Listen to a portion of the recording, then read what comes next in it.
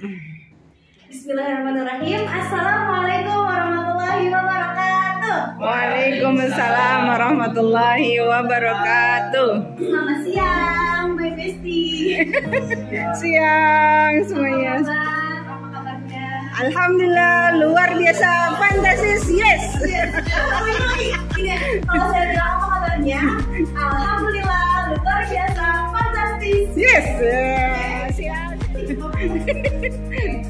Apa kabar semuanya? Alhamdulillah luar biasa, fantastis, yes. Insyaallah, di siang hari yang berbahagia ini dengan keceriaan ini, kelompok kita yang anggotanya 5 orang pada dari seluruh perjalanan, kita akan mempresentasikan bimbingan konseling dengan judul konferensi kasus. Nah, anggota kelompoknya ada Aida Randini, Dimas Novia.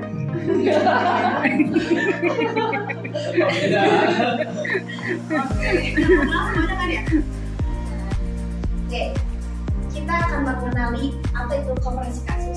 Konferensi kasus adalah kegiatan pendukung bimbingan konseling untuk membahas permasalahan yang dialami siswa dalam suatu forum pertemuan yang dihadiri oleh berbagai pihak yang diharapkan dapat memberikan bahan, keterangan, dan kemudahan bagi terentaskannya permasalahan siswa. Pertemuan dalam konferensi kasus bersifat terbatas dan jadi, kalau mungkin kita pernah ya SMP merasakan, kamu dipanggil BK. Deg-degan. Dan sebenarnya nggak harus selalu bermasalah ya, mungkin aja ada sesuatu yang perlu dibicarakan gitu. Jadi sifatnya memang tertutup karena aku juga pernah berpengalaman masuk ke ruang BK, terus itu tuh pintunya, gitu aku kayak berdosa gitu. Padahal di dalam mah yang nggak diapa-apain sih, cuma disuruh ngisi biodata aja gitu. Next. Oke, next. Ayo, kan nih antri.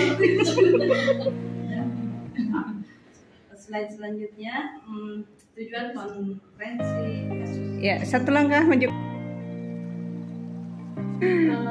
Yang pertama yaitu diperolehnya gambaran yang jelas, dalam dan menyeluruh tentang permasalahan siswa. Jadi pengertian dari konferensi kasus tadi kan jadi membahas kasus-kasus yang dialami oleh siswa ya, dan itu tidak semua kasus dibahas atau dibikin konferensi, khusus untuk kasus-kasus tertentu saja yang itu adalah kasusnya pelik, susah gitu ya, dimana jadi dikonferensikan.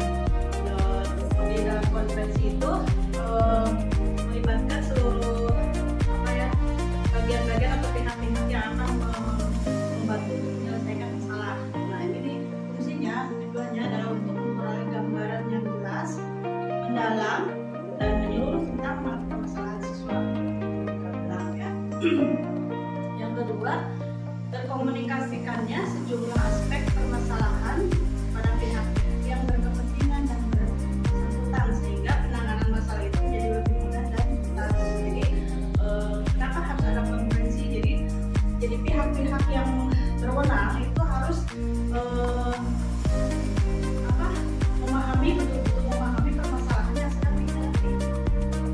Jadi ada terkomunikasikan antara pihak-pihak yang berkepentingan. Yang ketiga, terkoordinasinya penanganan masalah yang dimaksud sehingga supaya penanganan itu lebih efektif dan efisien.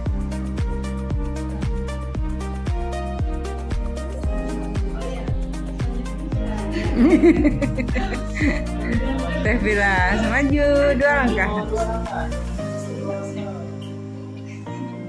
Selanjutnya itu ada fungsi konferensi kasus.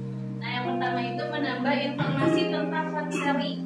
Nah, mengumpulkan informasi ini dari berbagai sumber untuk memahami masalah atau tantangan yang dihadapi oleh siswa atau klien. Yang kedua itu menemukan solusi dari masalah konseli. Ya. Yang ketiga, menafsirkan data studi kasus dalam suatu program bimbingan yang konstruktif untuk konseling. Yang keempat itu ada fungsi pengentasan untuk mengentaskan klien dari masalahnya.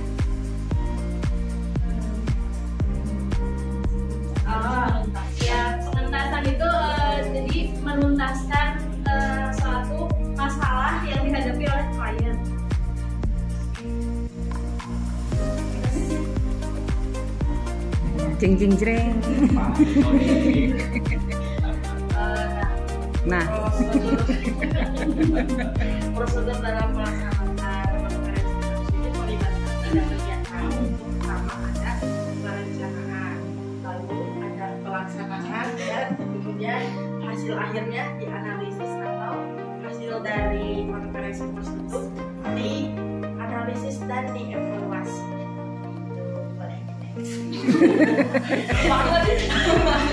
Aku mau menjelaskan ini. Kemudian, ada implikasi dalam pelaksanaan konferensi kasus, yaitu kelebihannya adalah dapat menyelesaikan permasalahan yang terjadi. Jadi permasalahannya itu bisa dibicarakan, didiskusikan secara kolaborasi, melibatkan banyak orang. Kemudian hasil permasalahan itu bisa menghasilkan sesuatu. Menghasilkan solusi yang lebih bijak. Akan tetapi konferensi kasus ini punya kekurangan. Nah, kekurangannya ada di sini. Karena dibahas oleh banyak orang kan. Tadi kan konferensi kasus itu dilakukan secara kolaboratif. Jadi ada banyak orang. Nah, maksudnya tuh cuma ada beberapa gitu. Meskipun nggak banyak banget tapi banyak gitu kan. Nah, jadi kemungkinan permasalahan yang seharusnya rahasia itu kadang bisa bocor, non-roll, bisa bocor. Terus kekurangan yang kedua, pemecahan masalahnya bisa jadi lebih lama, karena kan dibahas itu ya, seperti itu. Kemudian selain karena lama, karena ketika menentukan kesepakatan itu yang lama, seperti itu. Mungkin cukup sekian dari kami. Kalau ada yang mau nanya boleh bertanya. Kalau ada yang mau menambahkan boleh. Kalau ada yang mau kamar mandi boleh. yuk.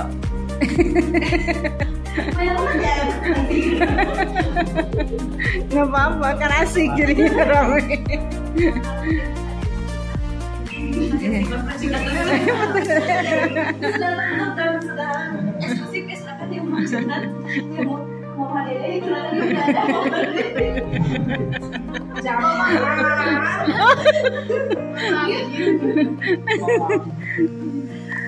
Ada yang mau curhat?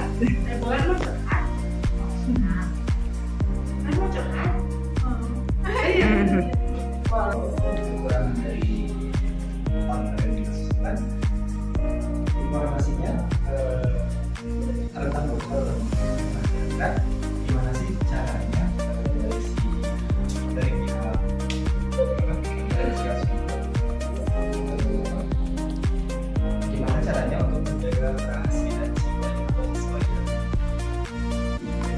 cara menjaga kerahasiaan dari mau jawaban dulu ya tuh sebenarnya kan nggak boleh apapun yang DPR kan. Kalau jawaban serius ya gitu dalam secara itu orangnya profesional yang mengerti tentang masalah itu sehingga masalah yang dibahas akan muncul. Biasanya kan kalau di sekolah-sekolah itu yang ngebahasnya itu kan pimpinan, si guru terkait, sama BKN, sama mungkin kalau siswanya mah yang dibawa ketua OSIS sama saksi gitu. Biasanya seperti itu agar tidak bocor. Mau diundang satu menurut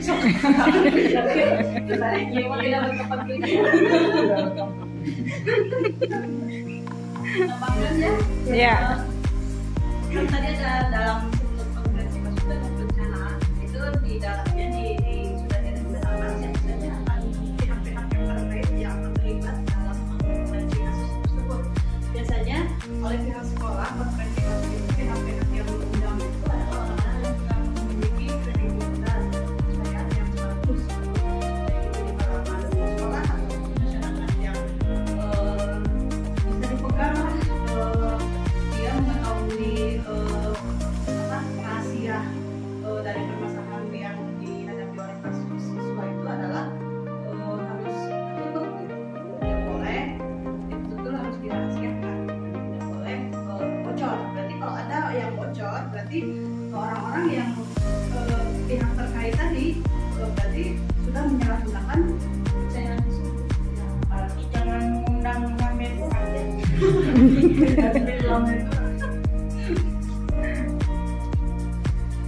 Ya.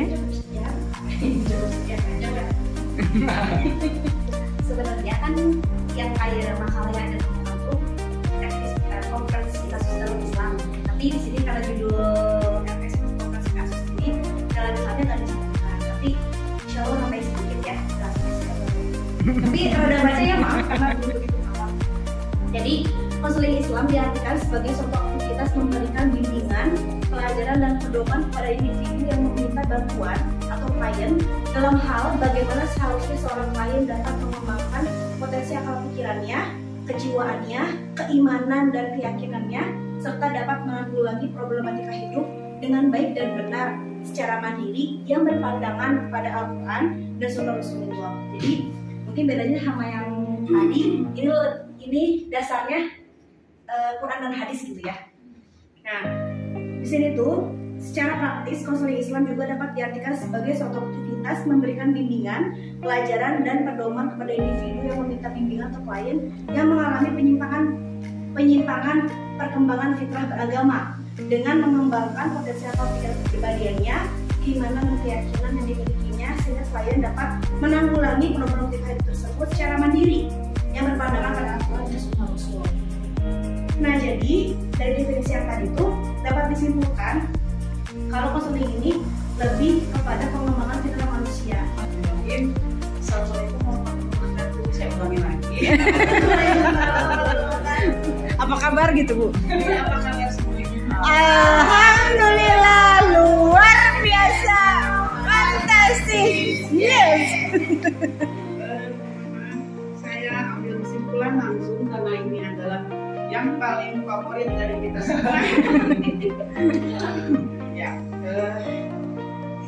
konseling Islam ya dalam perkembangan memiliki banyak teknik dan salah satunya case conference atau konferensi kasus. Teknik case conference atau konferensi kasus adalah suatu teknik yang bisa digunakan untuk sharing kasus dan tujuannya.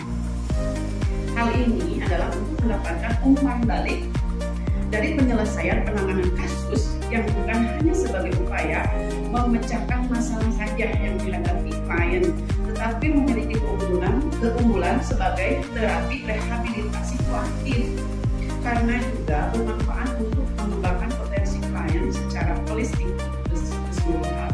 Konferensi kasus merupakan teknik yang dipercaya efektif menyelesaikan masalah karena di dalamnya terdapat sharing ide dengan menghadirkan pakar atau para ahlinya. Itu mungkin kesimpulan daripada presentasi kami pada hari ini.